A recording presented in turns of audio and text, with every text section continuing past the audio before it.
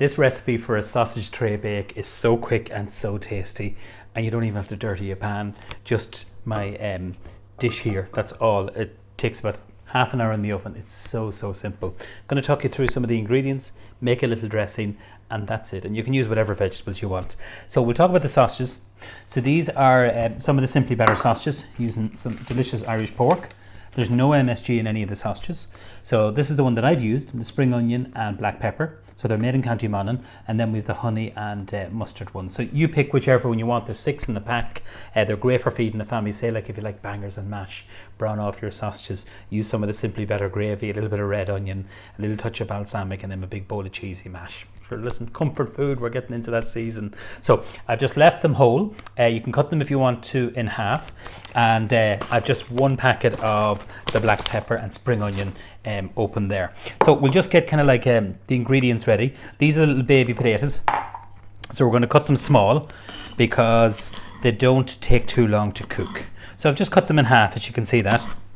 So when you're cutting your potatoes, kind of if you put them on the flat side, it just makes it a little bit safer just when you're doing this. But it's really the kind of dressing that I'm going to show you that gives so much flavour to the potatoes, to the onion. The sausages are delicious on their own. They really are lovely.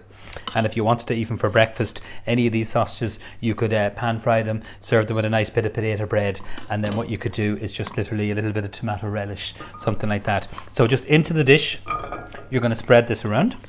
A little bit of onion. I'm going to cut them into kind of wedges. So don't be tempted to cut them too small because I want to keep the texture of these. And you can use peppers, you can use whatever you want to. So just 1 red onion, which is peeled. There we go, all over that. And then these lovely Irish growing cherry vine tomatoes. Leave them whole. Okay. So that's kind of like your trivia, your base. That's going to be kind of, you're going to, you don't need any vegetables extra. I don't think so, unless you want to put more onion or peppers in that. But you have your potatoes there. So I'm going to do the dressing next. So we're using some maple syrup, great with pancakes. This is so delicious, really is a beautiful product.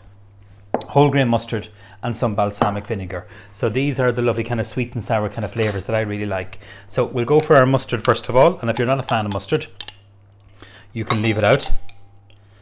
So 2 spoonfuls of that. And then what we're going to do is put in, say about 3 spoonfuls.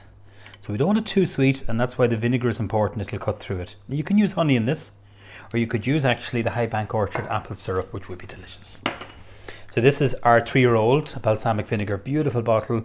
It's a 3-year-old balsamic vinegar from Italy, from Modena, and or Modena.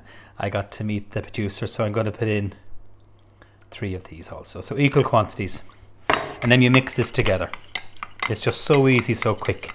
And this is great actually if you're getting some bacon chops or pork chops or even chicken breast. If you're pan frying them or grilling them, brush that over. It's delicious. So what we're going to do next is get our sausages in here. So I'll just use my tongs.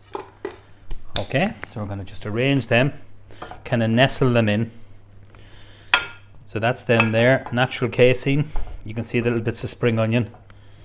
And from County Monaghan, they're a great product. Rosemary, so a little bit of rosemary, just literally break this off, and then what we're going to do is just with the small little sprigs, just kind of pick it down a little bit. You can use thyme. I'm using rosemary for this. Whatever herb you have, thyme or rosemary works really well. And them are lovely dressing. So I already have one in the oven. So if you preheat your oven at 180, and then what you do is if you pop this in and turn it after about 15 minutes. Turn it, don't cover it. You want it to get nice and golden brown and caramelize. And then just using the tongs, you can just turn everything so you can. So you'll get it lovely and beautifully coated. So that's it, a little drizzle of the rapeseed oil, just a tiny bit drizzle.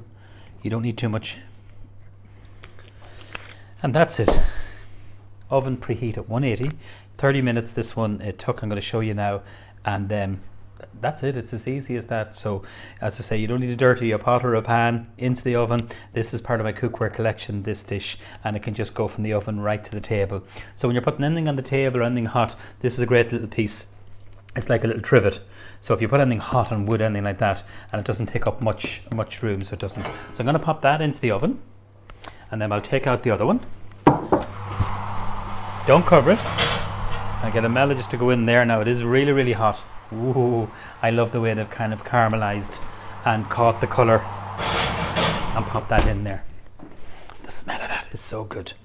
Okay, so what I would do, oh yeah, you just got to check that the potatoes are cooked. So that's why we cut them nice and small, and that's really important. See the way the onions have kept their shape, they're not gone mushy, the sausages are cooked through. I love when they get a little bit of colour, can you see that?